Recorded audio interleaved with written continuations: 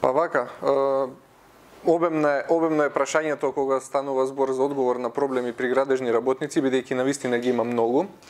Она што можам да го извојам е екстремно тешките услови за работа. Како синдикат покренавме една иницијатива која се уште не е реализирана, се однесува за воведување бенефициран стаж баш за градежните работници и работниците од индустријата за градежни материјали. Она што како представници на синдикатот го гледаме постојано на терен е изложеноста на надворешни влијанија, работа на скеле, значи сите оние работни места кои што се со висок степен на ризик се управо во секторот градежништво и во индустријата за градежни материјали. Како синдикат доаѓаат членови кои што нормално имаат прекршување и на други права од работен однос, не е тоа само ненавремена обука или облека за лична заштитна опрема, туку и откази од деловни причини, значи голем дел од компаниите во изминатиот период ги намалија бројот на вработени и покрај тоа што нонстоп се најавува дека има експанзија на градежништвото и многу градежни објекти се отпочнати, сепак на крајот на денот се сведува дека и големите компании и помалите отпуштаат вработени. Многу од работниците и сами си заминаа поради ниските примања од државата за да си најдат подобро утре во високо развиените западноевропски земји.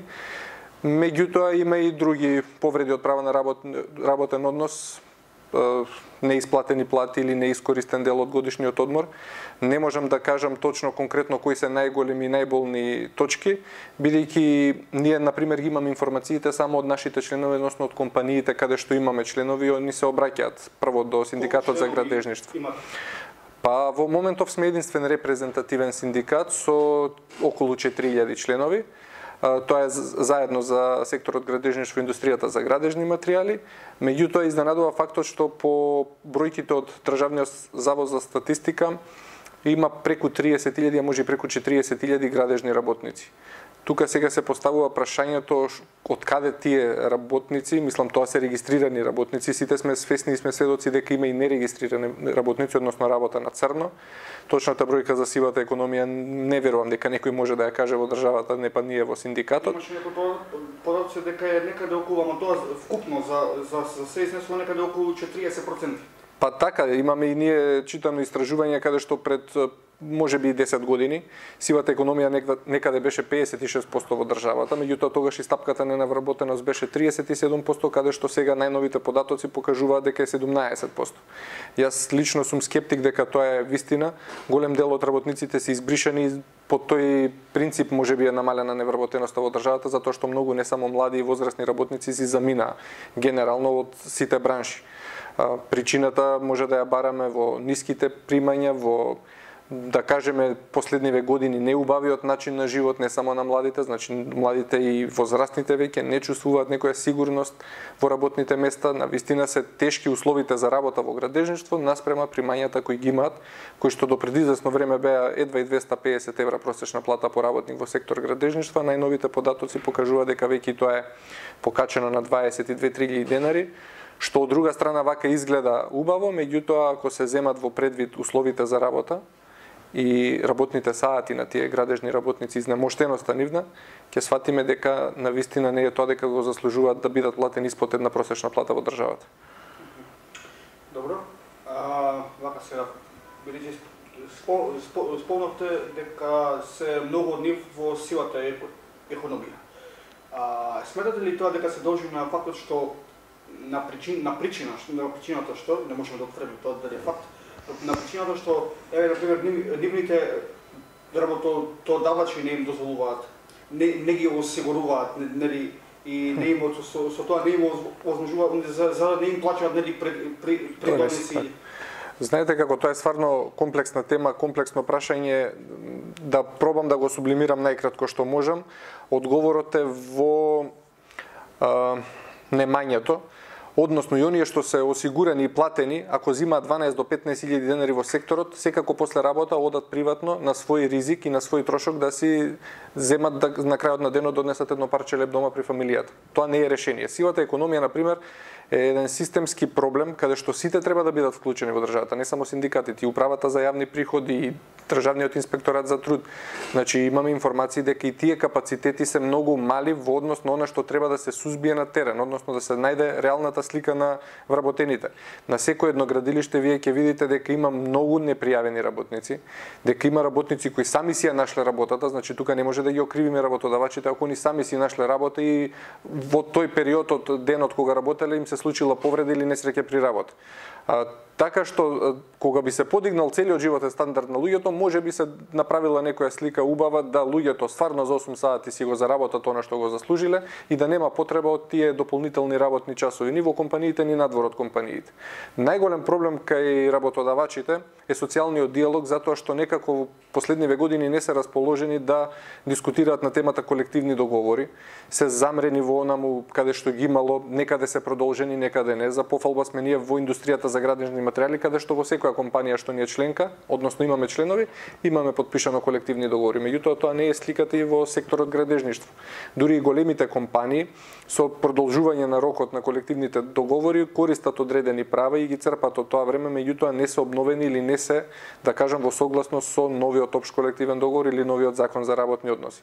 Така што многу треба повеќе да дадеме акцент на унапредување на социјалниот диалог, во смисла да работодавачите не сватат како партнер, а не како организација која би штрекувала или која би ги нарушила односите помеѓу вработените во компанијата. Напротив, ја ќе кажам дека сме само една подадена рака, да имаме социјален диалог, каде што ќе ги утврдиме навистина и критериумите, и условите за работа, и платите, да таа приказка на крајот на денот ја направиме успешна за сите.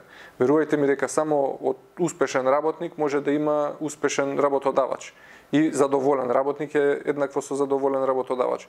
Така што многу треба, мислам, уште да се работи на подигнување на свеста, на самите вработени, меѓутоа и на работодавачите, да ја сватат пораката и они дека овие се навистина ниски лични примања што ги имаат во моментот градежните работници, да не го зимаме просекот здраво за готово, бидејќи во тој просек влагаат и работодаватели, раководители, инженери и така натаму.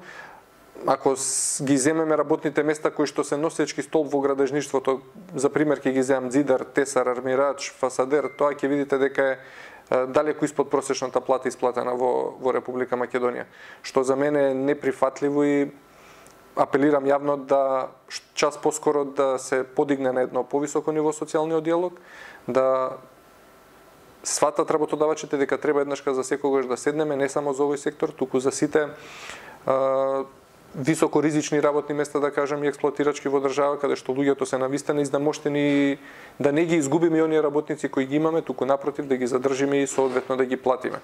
Покрај тоа што треба и да ги заштитиме за време на работа. Се однесува на кревањето на свеста кај работниците. Ја знам сега еден пример, каде што во затворот, во Скопје 1, во Шутка, се градал некој блок сега, не знам точно што, и работник паднал од скеле на лице место и само зеле го преместиле на страна и ништо. Видете, такви немили настани ќе имаме постојано доколку луѓето не се охрабрат да си ги бараат оние работи што им следуваат по закон. Како синдикат постојано работиме на едукација на членството во смисла да редовно и годишно по повеќе пати поминат обука секој за своето работно место. Значи тие што се работни места, како тоа што го кажувате примерот, е работно место со висок степен на ризик. Значи мора да има соодветна опрема, мора да има соодветна обука. Тој работник мора да биде да не кажам добро платен, него добро одморен за да се извршува таа задача и при тоа да си замине жив и здрав при фамилијата како што дошол тој ден на работа. Тоа се случува постојано и во висока градба и во ниска градба од проста причина што многу и од работодавачите сметаат дека средствата што треба да ги одвојат за лична заштитна опрема и за едукација на вработените се вишок или дека се некој посебен нивни терет. Меѓутоа за нас како синдикат нема ништо побитно од човечкиот живот. Например, тој нема цена да кажеме ние колку коштала таа повреда на работникот или во крајен случај смртен случај. Тоа мислам е трошок и за фамилијата и за работодавачот и за сите во ова општество. Значи најнемил настан што може да се случи на работно место за тие 8 часа кои сме на работа е да се повредиме или во крајен случај да загинеме. Тоа нема назад, мислам тука нема веќе што да дискутираме. Само за да не дојде до тоа, мора постојани едукации, мора луѓето да одбиваат работа доколку сметаат дека се тие несоодветно обезбедени да се извршуваат. Меѓутоа сето тоа може да го дискутираме за во некое време кога ќе бидат навистина изедначени побарувачката на пазарот на трудот и понудата. За сега се уште се условите не онакви како што ние како синдикат постојано работиме и сакаме да ги постигнеме да ги имаме. Ја пак ќе кажам, ние сме можеби една капка во океанот, меѓутоа сме на добар пат да сме пример за сите работодавачи и работници како треба да тече еден процес. Значи со наши интерни документи и акти си ги уредуваме буквално сите прашања, нарочито овие за безбедност и здраве при работа. За нас нема ништо побитно од здрав и безбеден работник на работното место. Само постојана едукација, нормално од стручни лица и од експерти во државата, имаме такви, да не се штедат парични средства на такви обуки, туку напротив, луѓето да се едуцираат, обучуваат и да си бидат сигурни кога ќе отидат на работа, да знаат точно зашто се платени, зашто се распоредени. Значи без обука работници доведуваат до вакви несакани дејства.